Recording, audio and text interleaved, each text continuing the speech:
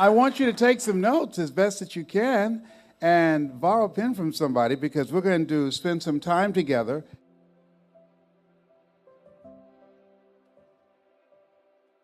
How many of you have major goals you'd like to achieve? Raise your hands, please.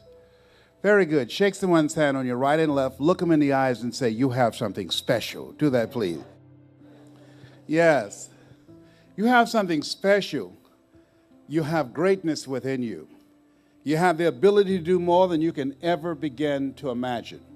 And I always start my presentations with how many of you have major goals you'd like to achieve. I want to ask you another question. How many of you know if you had your life to live over again, you could have done more than what you've done thus far? Raise your hands, please.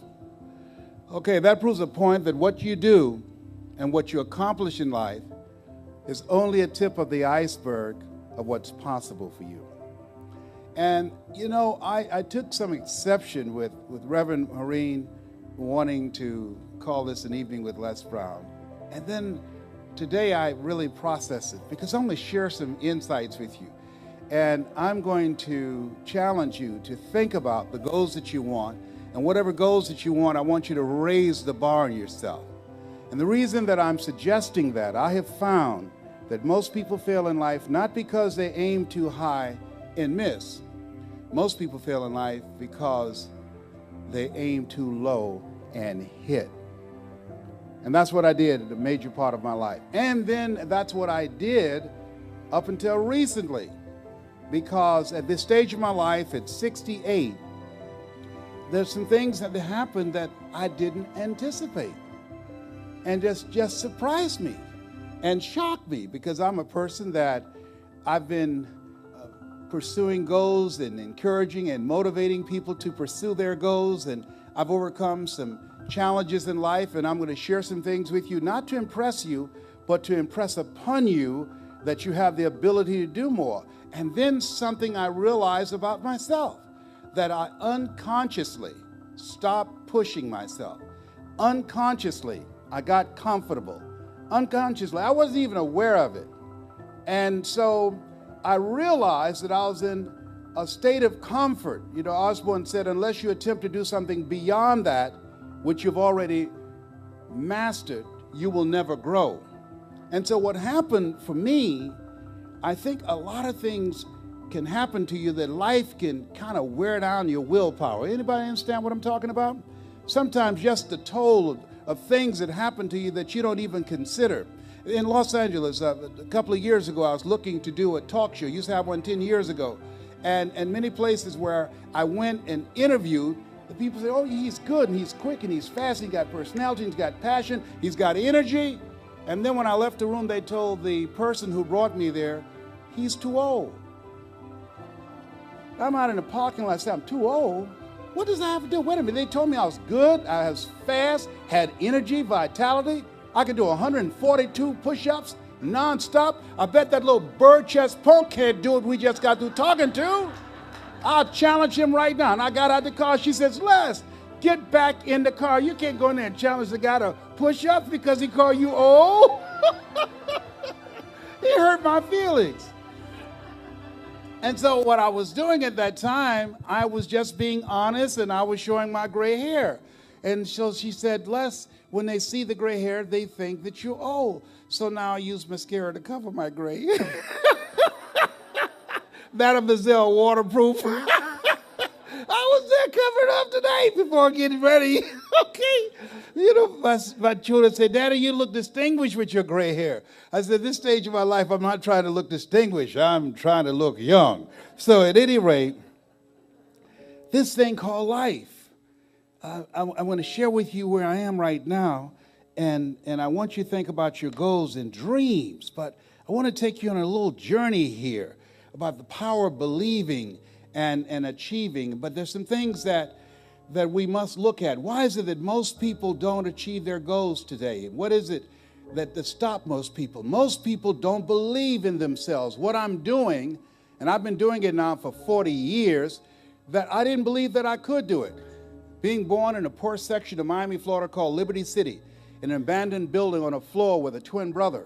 And when we were in when we were in the 5th grade, I was identified as EMR, labeled educable, mentally retarded, and put back from the 5th grade to the 4th grade, and I have no college training. And so when I think about my life is that this where I was for the first part of my life, I was stuck. I didn't believe in myself. How many had periods in your life that you didn't believe you can do the things you wanted to do? I was stuck. And so the other reason that most people are stuck in life is because most people are bombarded with too much negative information. How many of you know people who should be here today? Raise your hands, please. Yeah, you got to counteract that negative information. I've called a young man today for the 3rd time, and he didn't answer the telephone. And I said, listen, I said, David, my name is Les Brown. We have a mutual friend. And I said, your name is David. David is a giant slayer. You're fighting cancer. I've done that twice, David. I'm going to call you and tell you, answer this phone. But I need to be in your ear. I want you to know I'm not going to stop until you call me back. And hung up. Now, David needs another conversation in his head, but he's received the conversation right now that based upon the facts that he's on the way out. See, I don't think the doctor should tell people they're terminally ill. What they should say is that my knowledge and ability to help you has terminated. See, many of us have too much respect for facts. Am I making sense with you on that? Because that's what the doctor saw. What if he's the lowest one in his class? What do you call a doctor at the bottom of his class when he graduates from school? A doctor. So he needs another conversation in his head.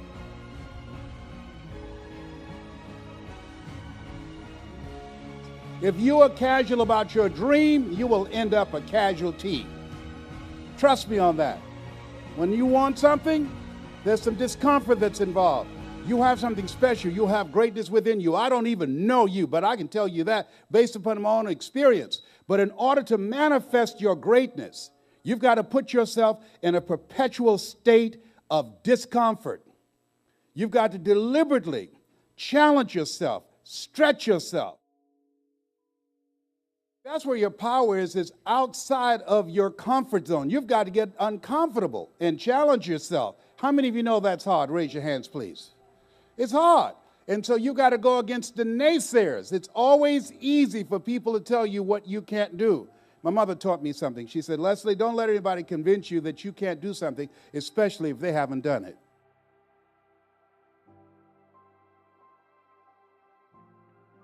It is very important that you continuously expose yourself to positive messages over and over and over again. My mother worked on Miami Beach as a domestic worker. She cooked for families, and we ate the food left over from the families that she cooked for. These were very kind and generous people. They would say, Mamie, whatever food is left over, you can pack it up and take it home to those children that you have adopted. And my mother could cook, too. My mother could bake a sweet potato pie so good you couldn't eat it with your shoes on. You had to take your shoes off so you could wiggle your toes. And walking around those big, beautiful homes, I used to say, Mama, she said, what is it, boy? When I become a man, I'm going to buy you a big, beautiful home just like this. And the reason, as I look back on my life, the reason that I had that vision and my other brothers and sisters did not is because I had the responsibility of cleaning the office of Mr. Sidursky. And Mr. Sidursky listened to motivational messages all the time. He listened to Dr. Norman Vincent Peale, who wrote The Power of Positive Thinking. He listened to Zig Ziglar and Earl Nightingale. We become what we think about. All of us are self-made, but only the successful will admit it. And when we were going across the Venetian Causeway, back over into Liberty City, into Overtown in Miami, my brothers and sisters, they would look out of the window and say, oh, that's my Edsel. No, that's my Studebaker. No, that's my Chevrolet. And I would look at the hotels and the big, beautiful homes, and I would say, that's my home. What was happening? I was exposed to messages that began to expand my vision of what was possible for me. And it began to change my mindset. And I didn't even know at that time how it was impacting me, while my brothers and sisters, they were listening to the things that were out in the world. My favorite book says, be ye not conformed to this world, be ye transformed by the renewing of your mind. Here's something else. We're in a new world, and in order to navigate territory that you've never been in, you need a guide. You need someone who's been there who can help you work through that process to get to the next level. Einstein said the thinking that has brought me this far has created some problems that this thinking can't solve. I called a friend today and I said, listen, I need you to help me out. And he says, what? His name is Breon. He's a fitness coach. I said, Breon, I said, man, the medication they put me on, I said, I gained 250 pounds, 55 pounds overnight. And as a result of it, I became type 2 diabetic. So in 2011, not only was I facing cancer that 40% of my T1 vertebrae and metastasized in 8 different areas of my body, but then the medication they put me on, I gained all this extra weight. When I'm on stage, I usually have my coats buttoned, but what happened was I put them on tonight, and I got in the closet. I said, I don't know what kind of insurance coverage they have, but if I get up there and try to hold this in all night and start breathing easily and the button pop up and hit you in the eye,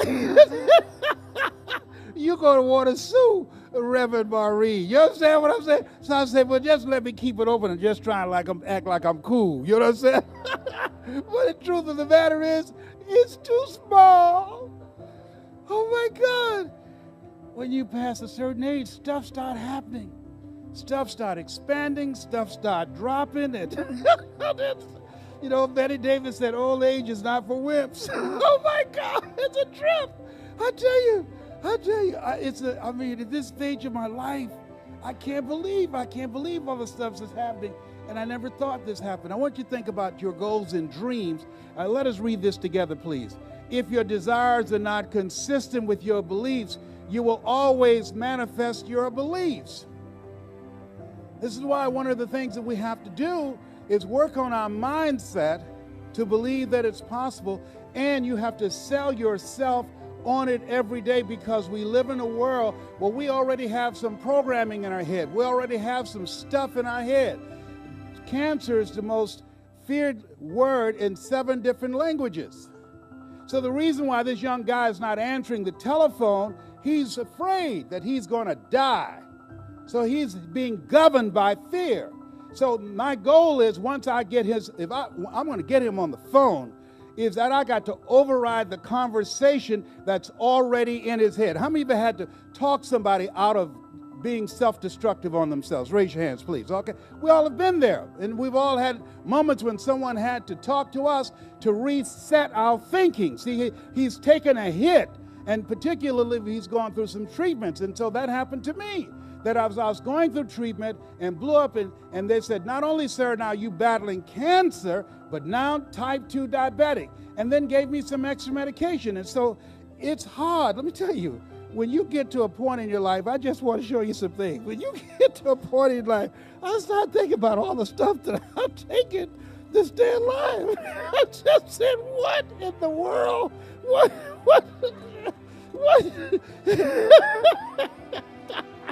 All this stuff that I'm taking. I said, wait a minute. Plus my Mickey Mouse fan for hot flashes. I said, look, and I got my Kangen water. I got my wheatgrass. Oh my God. Let me tell you, I got stuff for high blood pressure. I got 5 stents. It's amazing I'm standing up on this stage. Oh my God, let me tell you something. I looked at this stuff tonight. I just said, how many know you got to be strong to do this? And look here. Trust me on this. I said, wait a minute. I can't be all these medications, and I'm affirming and visualizing and talking to myself. And my blood pressure, I got that under control.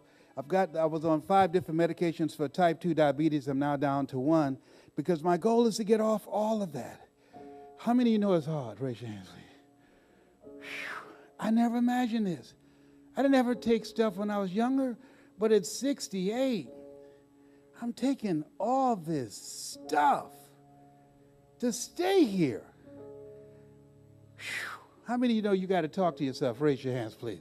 You got to talk to yourself and say, I can make it. This doesn't define me. I'm stronger than this. It's tough, you know, and I think about things that I used to do that I can't do anymore. A friend of mine, she called her brother. He said, hello. She said, what's wrong? He said, I'm mad. She said, why? He said, because I'm 85. She said, well, what's wrong with that? My daughter wanted to take my car keys. She said, why? Because I ran into a telephone booth. That's the only telephone booth I've ever ran over in my life. And she wanted to come live with me. He said, I love her, but I don't like her like that. He said, where did all the time go? And that's what I asked myself. Where did all the time go? I used to think that people in their 40s were old. Now that I'm 68, I feel like I served at the Lord's Supper. So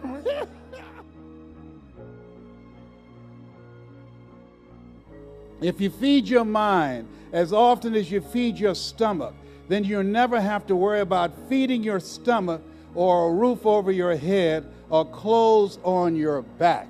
I encourage you to go to as many seminars and workshops as you possibly can and do things to feed your mind. I have a ritual every day, thank you so much, that I listen to things to feed my mind, things that I read, seminars and workshops, and just doing this. I'm talking to myself as much as I'm talking to you. I'm not wearing any crown. I'm still growing. I'm still developing. I'm still stretching myself and pushing myself to go to the next level.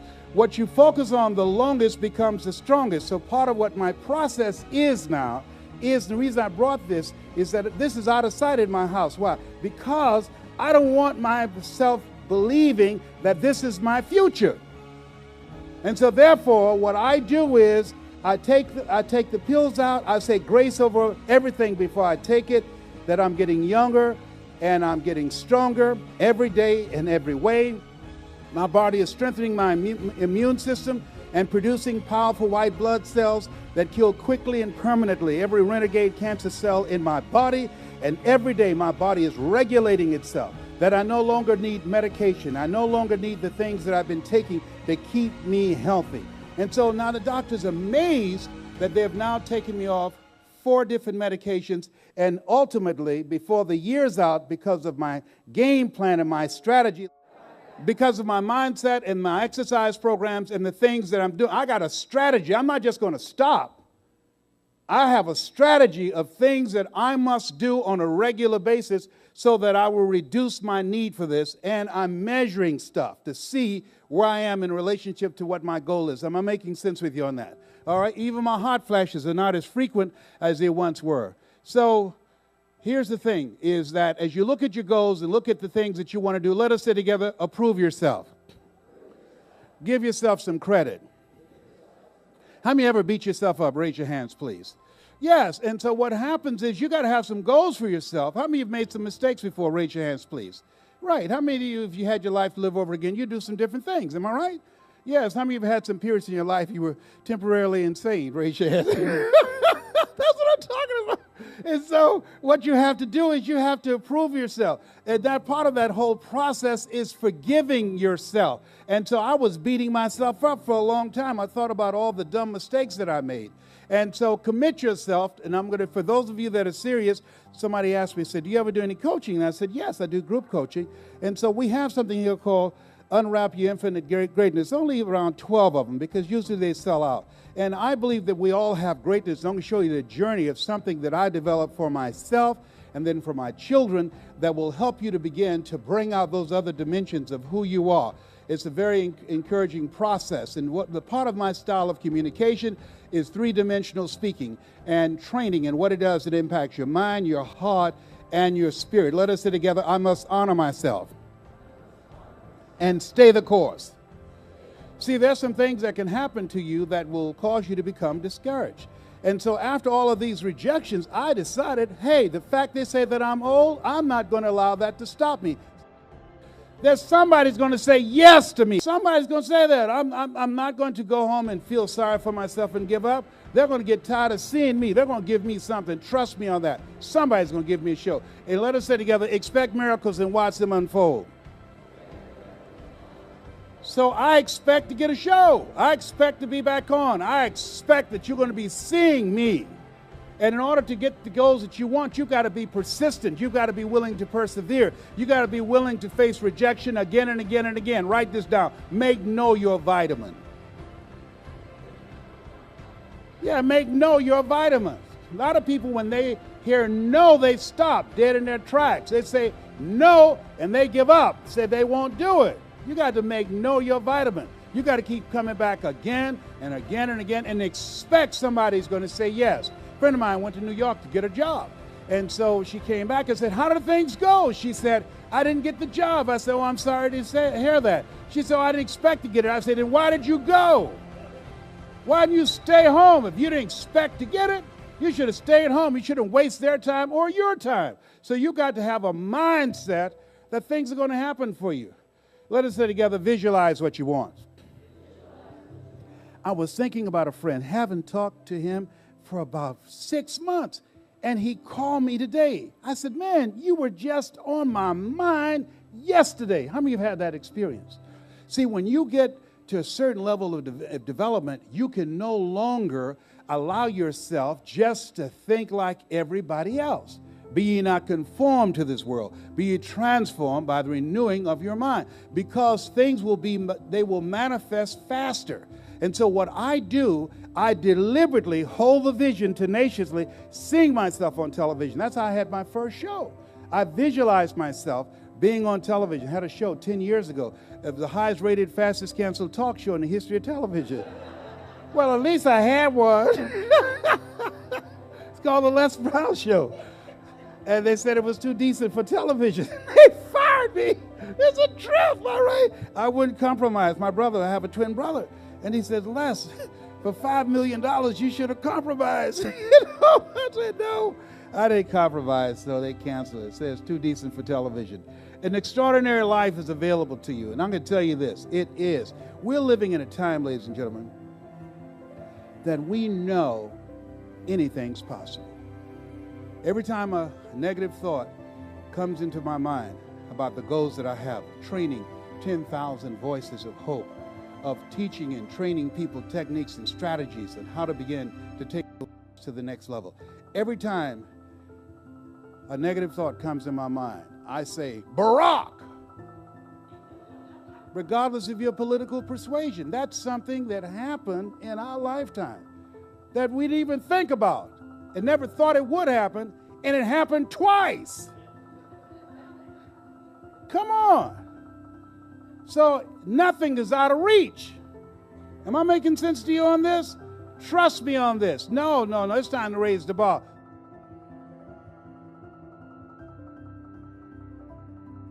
How many of you would like me to tell you something that can change your life right now? Raise your hands, please. Very good. I'll tell you something. You see that picture there? That's my mother. That's Mrs. Mamie Brown. She adopted Wesley and I when she was 46. She never had any children herself. Which one am I? The one on the right? On her right. Yeah, I'm the cute one. Yes, that's right. Yes. Now, so my goal, and here's something else. How many have somebody that you like to do something special for? Raise your hands, please. Very good. My goal was to buy her a home. That was my goal. That encouraged me. That's what caused me to listen to Earl Nightingale, The Strangest Secret in the World.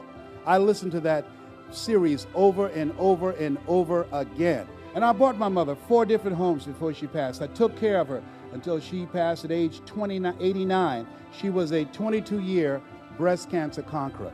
And she was an incredible woman, incredible human being. And I just love her spirit and her energy. And after she adopted us 5 years later, she adopted 5 other children. And she raised us. And she was a person who had drive, and she was unstoppable.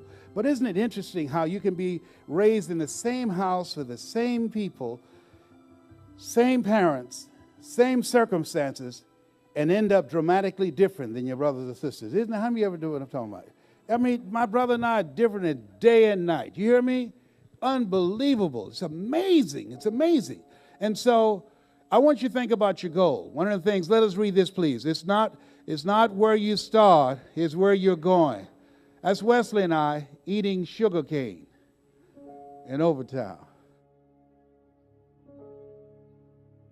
My mother gave us 2 pieces of sugar cane, and we had an advantage.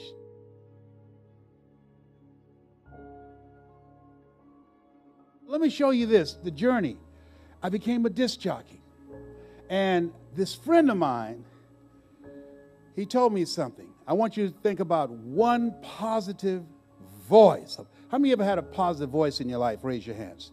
This positive voice. This guy who told me at that time, I was Les Brown, LB Triple P, Les Brown, your platter playing papa. There were none before me, and there will be none after me. Therefore, that makes me the one and only. Young and single and love to mingle, certified, bona fide, duly qualified to bring you satisfaction, a whole lot of action. Look out, baby, I'm your love man. I was hungry, all right?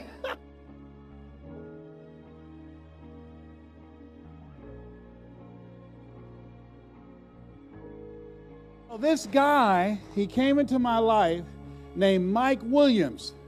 He became my coach. Einstein said, the thinking that has brought me this far has created some problems that this thinking can't solve. Where you are right now, your best thinking has produced what you have. And you can go further. Let us say together, I need an intervention.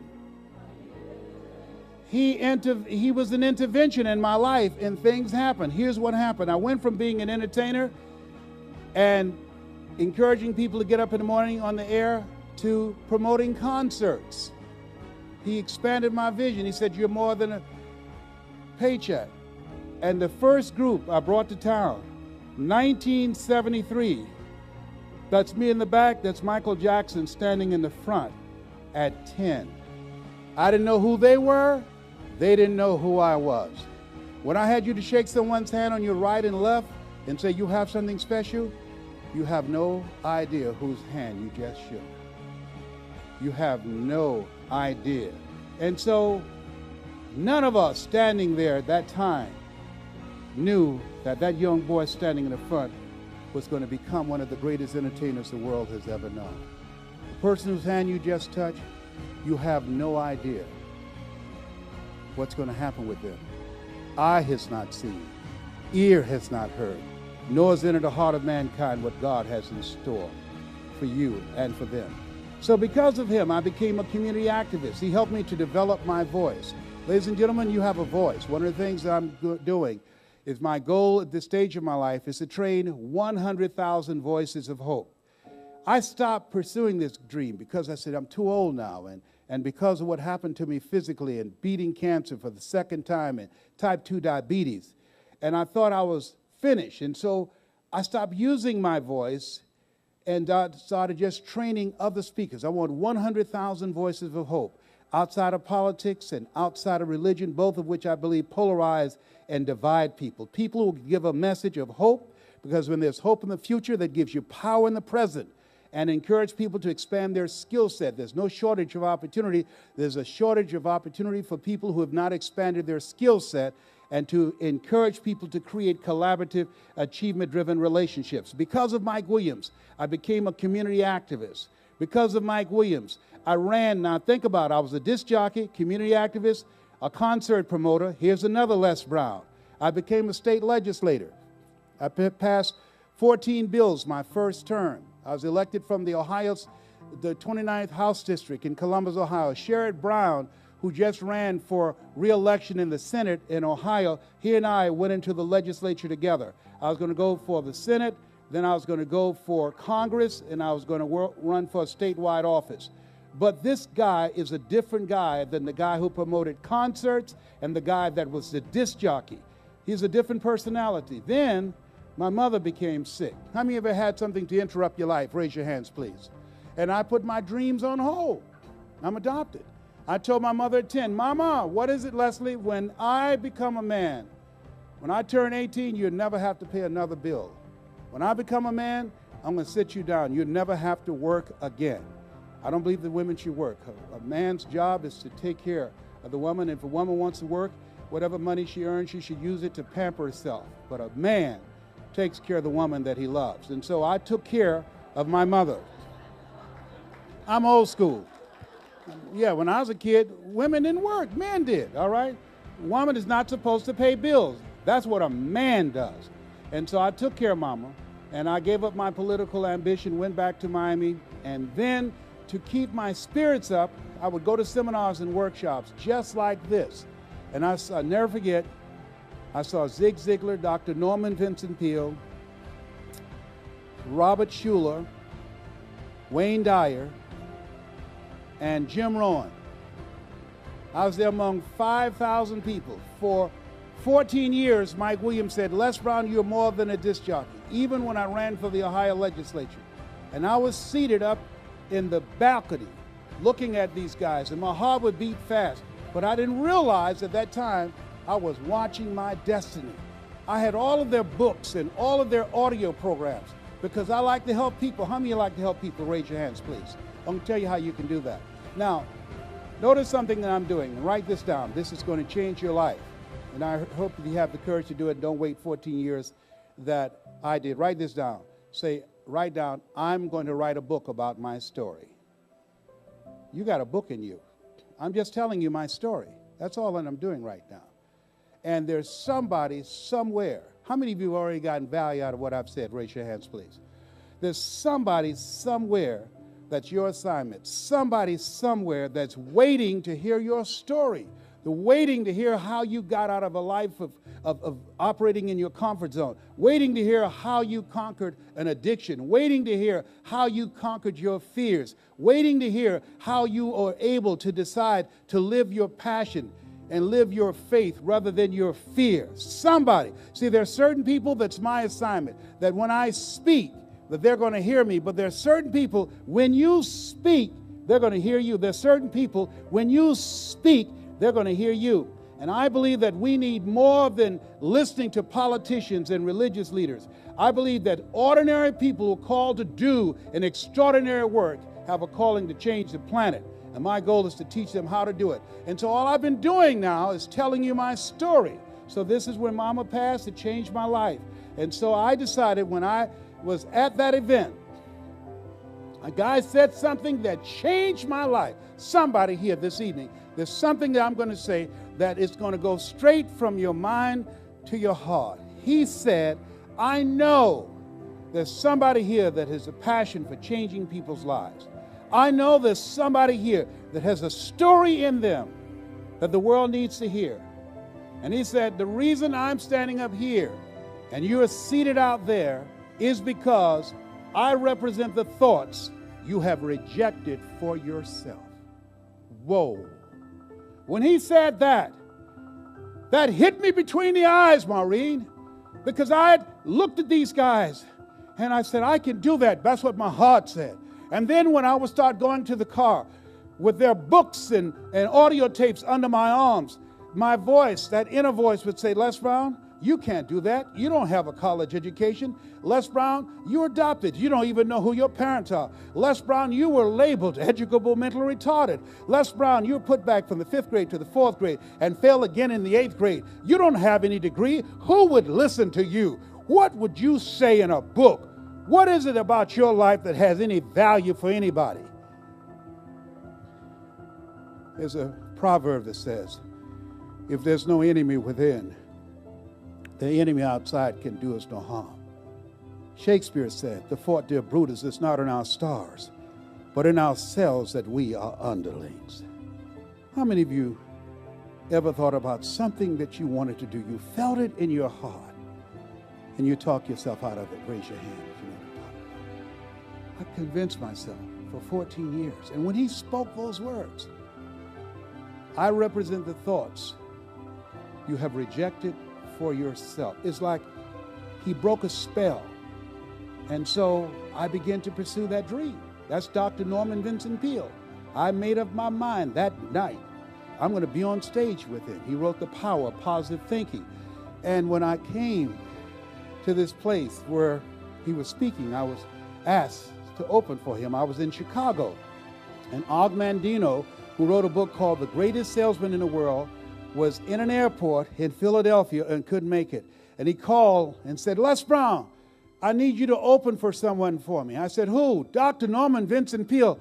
I said, no, man, you got to be kidding. I said, oh, that's my dream. He said, listen, he's in Kankakee, Illinois. I need you to open for him. I'm in the airport in Philadelphia and I can't get out. And I said, no problem. I drove to Kankakee, Illinois, came to the back of the theater, and I said, hi, my name is Les Brown. He said, you're not the band leader. No, I'm not Les Brown. The band up right down. No, I'm not. He said, well, who are you? I said, I'm Mrs. Mamie Brown's baby boy. He said, who's baby Brown? I said, my mama. So they called Dr. Peel's wife out, said, there's a young man here. Said he's supposed to open for Dr. Peel. His name is Les Brown, but he's not the band leader. So she said, okay. So she said, tell him to come back. I came back, and Dr. Peel was in the dressing room, and his back was to me. And she said, Pops, Les Brown is here, and it's not the band leader. And he said, Les Brown, shoot for the moon, because even if you miss, you'll land among the stars. I said, yes, sir. I sent that to you when I was in the 10th grade, sir. That's my quote, sir. He said, young man, every time I close a speech out, I say that. Shoot for the moon, because even if you miss, you'll land among the stars. I'm honored to meet you, Mr. Brown. Oh, sir, I'm honored to meet you. I'm so excited. Then a young guy was backstage who was supposed to speak. He said, Dr. Peel, how old are you? Dr. Peel at that time was 92. He said, 92. He said, I don't know if I want to live to get to 92. He said, that's because you've never been 91. He's a quick guy, you hear me? He walked 2 miles every day, he and his wife together. He was an incredible man. There's something special in you. There's greatness within you. And I see you taking your life to the next level. And because you were born, the world will never be the same again. So I've given 4 different lectures at Harvard University. This is a special that I did for PBS. Got a Grammy for that. I did 8 different specials for public television. I was at the National Speakers Association. We had a brainstorming session. And I said, you know, we need to be on PBS like Wayne Dyer and John Bradshaw and Leo Pascalia. Tell them they don't put motivational speakers on there. I say, then why don't one of us be the first? I'm going to send them my information. They said, Les, you can't get on public television. If anybody could have done it, Zig Ziglar would have done it, or Dr. Norman Vincent Peale, and you don't even have a college education. I said, well, I'm going to try. And I did. Made several $1 million from those specials. I'm glad I didn't listen to those chumps. Don't listen to chumps, all right? Now I don't tell you this to impress you, but to impress upon you, you have something special. You have greatness within you. This is the highest award from the National Speakers Association, given by your peers. They inducted me into the Hall of Fame of the National Speakers Association. Thank you. How many have ever heard of Toastmasters? Raise your hands, please. Toastmasters. This is the Golden Gavel Award. This is the highest award they give for Toastmasters. I received that. Now, mind you, I didn't do this for 14 years. And I'm saying to you, don't listen to those negative thoughts in you, because I didn't live this life for 14 years. It was available to me. What we do and what we accomplish is a result of our willingness to approve ourselves and to believe that it's possible. Now, this is funny. They polled over 51,000 people around the world to find the top 5 speakers in the world. General Norman Schwarzkopf on the left. Anybody ever heard of him? Raise your hands. Lee Iacocca, you ever heard of him? Raise your hand. Robert Schuller, raise your hand. Down the bottom, Paul Harvey, raise your hand. The world's greatest. And there in the center, Mrs. Mamie Brown's baby boy. Y'all need to go out and y'all need to go out and get some sugar cane. I mean, who'd have thought? Who'd have thought that going from there, coming from here to go there? Who'd have thought? So now, here's why I think it's important that you write a book. Write this down. Number 1, it increases your value in the marketplace. When you have a book, my fee went from $500 to over $5,000 an hour. And then when I wrote Live Your Dreams, then it's not over till you win. Then my fee went to $10,000. So what happens is, and write this down, you become an expert in your area. And what made me decide to pursue this, I was in this seminar and this guy said, the average American reads one book a year. He said, if you read one book a month in your area of interest, in 5 years, when the average American would have read 5 books, you'd have read 60 books. That will make you an expert. Write this down. Knowledge is the new currency. Knowledge is the new currency. How many of you have been on a job for over 5 years? Raise your hands, please.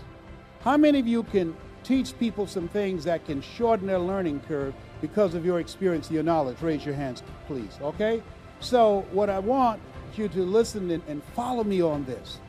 This is an incredible time that we're living. This is a time that you want to not just turn of looking for a job. You want to create your own job, control your own destiny, create your own stimulus package and recovery plan. Does that make sense? Okay, now, so this is Ming Wong. Ming Wong and her husband, they have a restaurant here in California, and she has a story. She came up in a culture where women were not valued and respected, and she has a passion for working with young people. And so we've trained and worked with her to help to develop her voice. She's a powerful speaker. And now she is a person that when she takes the platform, her presence and her grace is phenomenal. This is, oh boy, Alan McDougall. Alan McDougall was an alcoholic for many years and homeless. He slept across from 5-star hotels. He would not stay across from the Red Roof Inn or something. 5-star hotels. That was one of his idiosyncratic ways. And so, but he laughs. I'm an introvert. I'm a quiet guy. Can you develop my power voice? And I said, yes. He's now the spokesperson for MAD, with Women Against Drunk Drivers, and he travels around the world speaking now. He's a phenomenal speaker now. This is Trish Luna de Alva. One of the goals I have training people how to develop the voice. She does a presentation called Take Your Power Back, and the experiences she had as a young person and being molested. This is a young man that I told him the value of writing a book, and I wrote the foreword for this. His name is Johnny Wimbrey. He's out of Dallas, Texas. He was in a gang, and his best friend was killed. And so he was in church with a gun, and he was going to avenge his friend's death. Came out in front of the church, and his best friend's mother said, I forgive the young man who killed my son. And he said he stood there and he looked at her and he said, whoa. He said, I loved him, but I didn't love him more than his mother loved him. And he turned around and gave the minister his gun, went back into church, gave the minister his gun. His minister said, you need to get in touch with Les Brown. And he and I have been friends. He's one of the most gifted speakers that I've ever had the honor of training, and now I'm learning from him. He's just phenomenal, electrifying young man. His book is called From the Hood to Doing Good. He's an ex-felon, in and out of jail in his younger years, but now he's traveling around the world, just got back from Israel, and is just turning people's lives completely around. Gloria Ramirez, she's an incredible voice out of South Florida. She's a healer, has an MBA, worked for corporate America, and now she's working her dream of helping people to change their lives. When you share your story, it's going to touch people's lives. Not only will it increase your credibility, increase your brand, will it increase your reach. And what we're doing now is working with people. How many believe that you have a book and you have a story and you raise your hands, please? I have a book I put out called Fight for Your Dreams, and it made the Amazon bestseller list, and I'm now working on Fight for Your Dream Part 2. And I'm looking for co-authors. And what we do is help you to accelerate your brand. Because if information could change people, everybody would be skinny, rich, and happy. Am I right? There's no shortage of information. People can go online, go to the library, and get information. Am I correct on that? Good. Now, other thing is, how many have children? Raise your hands, please. How many of you realize you can't live your children's life? Raise your hands, please. Repeat after me, please. Let go or be dragged.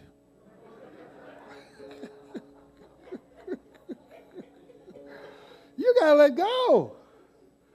One of my sons I know is about to move to Colorado. But how many of those kids will drain you if you let them? They will wear you out. And so I had to learn to let go. They'll put you on guilt trips. How many of you know that, right? And don't let them get together and start communicating together. They'll work you. They'll work you. I know when I get together with my kids, I can only be there for so long before they stop having a good time with each other, and then they get the daggers out for me. It's a trip. I just say, look here, excuse me, I got to go home. We got to go. I'm glad to see them, and I'm glad to see them when they go. It's a trip. I wish I'd had my grandchildren first. What if you know you can do more, and you know there's more in you, but you don't know what? Now, you want to do more. You know there's more in you, but you don't know what that is. Okay, now, you don't know. Let's accept that you don't know what it is.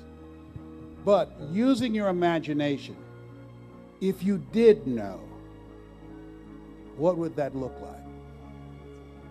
Okay, it's so hard, but you can do it.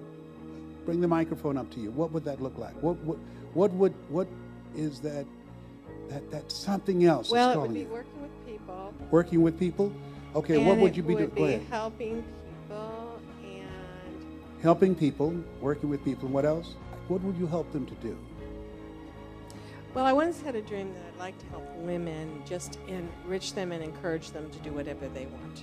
So you want to empower women? Empower women. So that they can make some decisions about their life that will allow them to do the things they want to do. When did you become interested in that? What is it about that appeals to you? Well, because I like women, and I think that oftentimes people grew up in my era and whatever. I had great parents, so it's not my parents, but I don't think we had those options. And I think I was in human resources, so I dealt with a lot of people. So I just like to encourage people to, well, empower is a perfect word. I like to empower people to do what they could do or what they want to do. And I sometimes think women don't always have that. More today they do, absolutely. Mm-hmm. But I think there'd be a place somewhere where I might be able to fill that gap. Okay, good. So now what we know is that you like to help women, you like to empower them, and you want to fill that gap. You want to be a voice to help women to get a vision of themselves beyond their circumstances and their mental conditioning. Am I correct? Correct. Okay. And you have experiences. You were involved in human resources, and you've seen people who were victims of their environment and their circumstances. Am I correct? True. And you've had some experiences that can help them to be freed up. I want you to think about your goal and dream right now. Let us say together, it's hard. Nikki was married and for many years, and she had 2 children.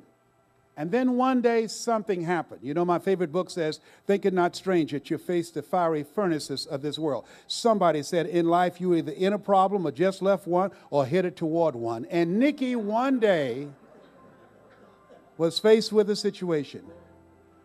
She went through a divorce. When she said, I do, she expected to do that forever. But then something happened. How many of you know that things happen in life? Raise your hands, please. And Nikki went through a divorce, and she found herself a single mom to raise 2 children. It was frightening. It was challenging. It was painful. How many of you have had some painful experiences in life? Raise your hands, please. Very good. I want you to write this down. Are you ready? Yes. Never give up.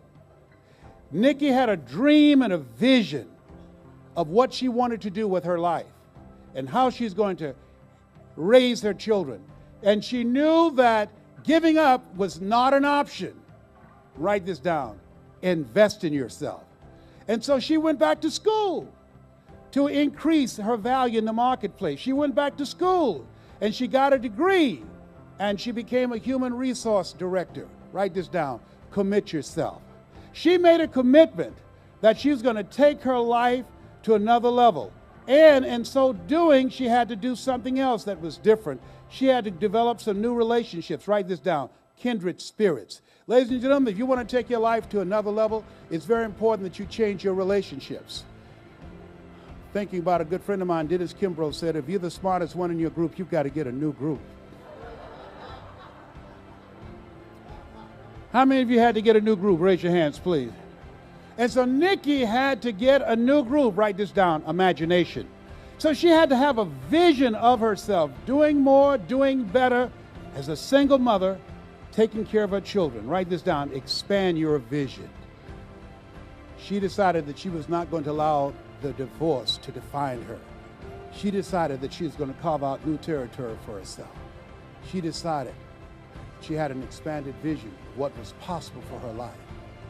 And Nikki's life was never the same again. After doing that for many years, she retired, and now she's refired about empowering women never to give up on their dreams, invest in themselves, commit themselves, develop kindred spirits, use their imagination, and expand their vision. That's my story, and I approve this message. There's no shortage of opportunity, just a shortage of imagination. Here's something I tell you. Let us say together, be patient with yourself. I had to do that. I mean, getting this weight off, it's been character building. How many have had some character building experiences? Raise your hands. It's you know, because standing up, I have a 4-pack. When I sit down, I have a 1-pack. You'd have to laugh that hard. Next time you see me, I'm going to be able to button this and not have to hold my breath. But it's been humbling because I've been able to get it off when I was younger, much easier.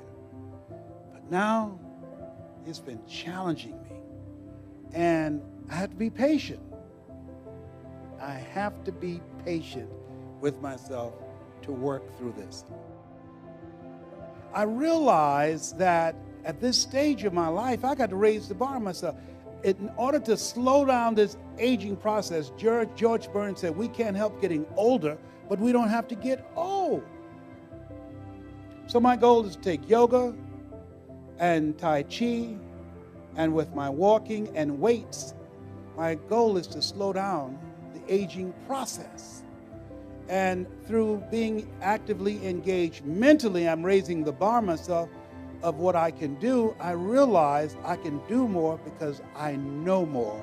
And if I forget about my years will forget about me. We have 2 ages, our chronological age and our mental age. Am I making sense? But I tell you, when I used to get so upset with myself when I would start having the hot flashes, when I would say to myself back in the dressing room, I'm not going to have a hot flash tonight. I'm not going to have the hot flash tonight. And then I came out here in the hot flash and said, well, I'm here. And it would bother me. It doesn't bother me anymore because I have a power surge, and if you talk about me, I don't care. I'm here. A lot of people gone. I'm still here. And I'm grateful.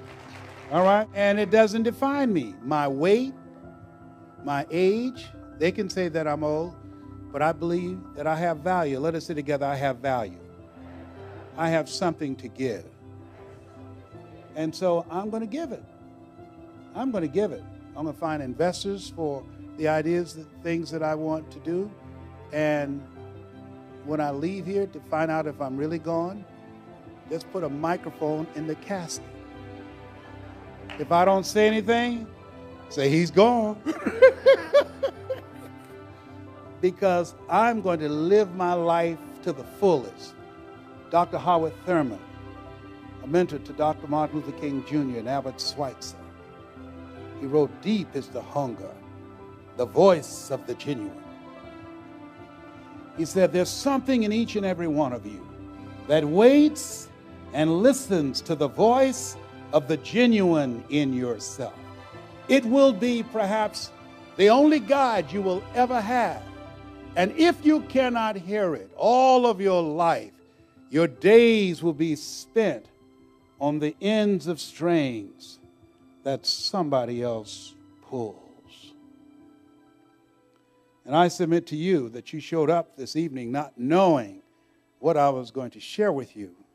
But there's something in you that says, no one will ever pull my strings again. There's something in you that says, I'm going to pull my own strings. There's something in you that says, I have more in me to express. There's something in you that says, I haven't brought out my best stuff yet. There's something in you that says, this is my time.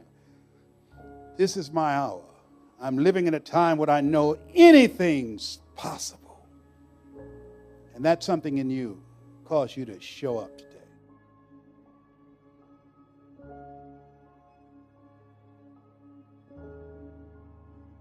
There's something in us at the base of our brain that's called the reticular activating system.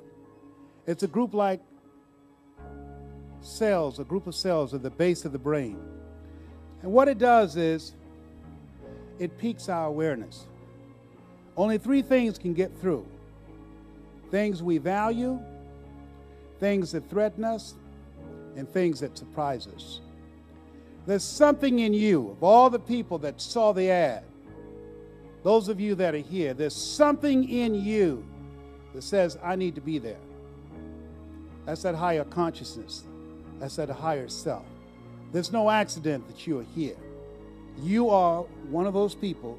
That's my assignment. And there's somebody waiting to hear your version, to hear your voice on those Beatitudes. And that person in you, that higher part of you, says, show up here. And what I'm going to do, one, I'm going to write the forward for it. That's what I'm supposed to do.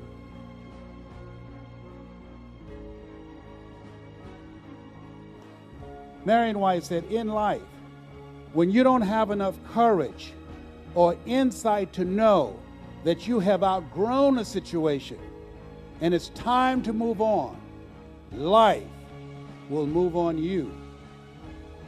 You outgrew that job and you didn't have the courage to move on. And so life moved on you and said, we need to get her out of here and let her go live her higher calling.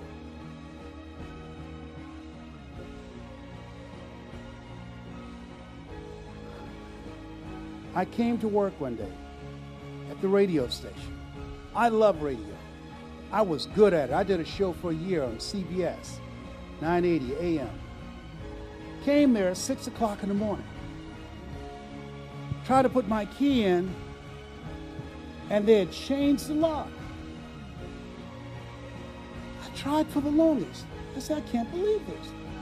So I went and got in the car, turned her on the radio, and a guy that I had trained named Mike Reeves,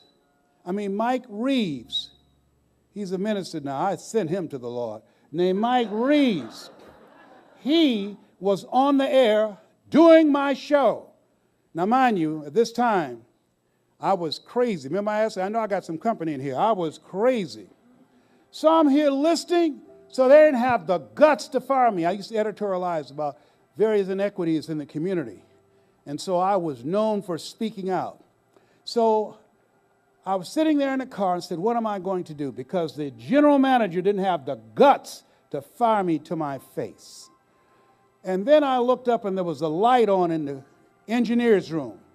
It was very high. I couldn't just jump up to it. So I drove my car up next to the building, got on the hood, stepped on the roof of the car, and said, Nick Bodie. He said, yes. I said, look at me. He said, yes. I said, do you know that I'm crazy? He said, yes. I said, then open the door. And he said, okay. And he went and opened the door and said, I don't have anything to do with this. And ran back to the engineering room. And I started walking down the hall. I looked and Mike Williams saw me through the control room window and he left the studio. I came in, I opened up the microphone. I said, ladies and gentlemen, this is Les Brown. This is my last day on the air. They have fired me but they didn't have the guts to do it to my face. Birch House, if you want me out of here, come get me out yourself. And so there will be no music today. Then I started moving furniture and putting it up to the control room door. I said, there will be no music today. I'm going to talk today about whatever comes to my mind. They called the Upper Arlington police, and they came to the window. They said, Mr. Brown, come out of the studio or you're under arrest. I said, I want to come out, but I can't. Look at all that furniture there. He said, then move the furniture and come out. I said, I've been fired. That's work. I've been fired. If I do that, I'll be doing work that I won't get compensated for. So then, because I had locked it on the inside. Now, mind you, I told you I used to be crazy. You know, Helen Keller says, when one door closes, another door opens. But most of us spend so much time looking at and talking about and being angry about the closed door, we don't see the open door. And so they had to break the door off the hinges. You ask anybody in Columbus, Ohio, where Sherrod Brown just got reelected to the Senate, he'll tell you I was crazy. September the 22nd, 1978. And so I said, they're breaking in. You can hear them. They're breaking in. And they came in and they arrested me. They had me there in handcuffs. And Lieutenant Jackson, who later became the top security officer there in the city, he came up from Columbus in Upper Arlington, and he said, take the handcuffs off him. They said, why? He said, you can't take this guy out of here. And they said, why? He said, have you looked outside? He says, no. He looked outside. Over 3,000 people had packed the parking lot. They said, we'll call for backup. He said, pick up the phone. They picked up the phone. The lines were cut. And he said, Les, you promise to leave and not come back? I said, yes, my work is through here. I said, man, take these handcuffs off and my face is itchy. He said, I believe he won't come back. As they were taking the handcuffs off me, and you reminded me, there I was barricading myself in the studio in a place that I had outgrown.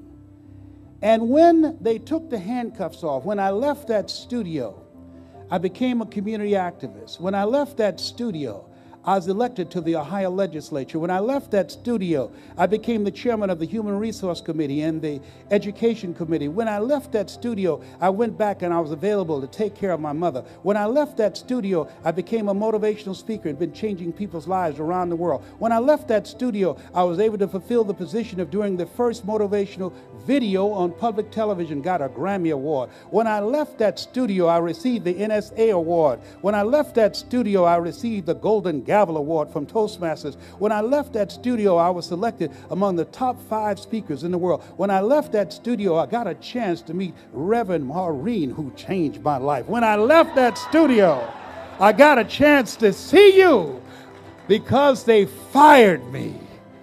And I thank them for blessing me with your presence. That's my story. I'm Les Brown, and I approve this message. Thank you very much.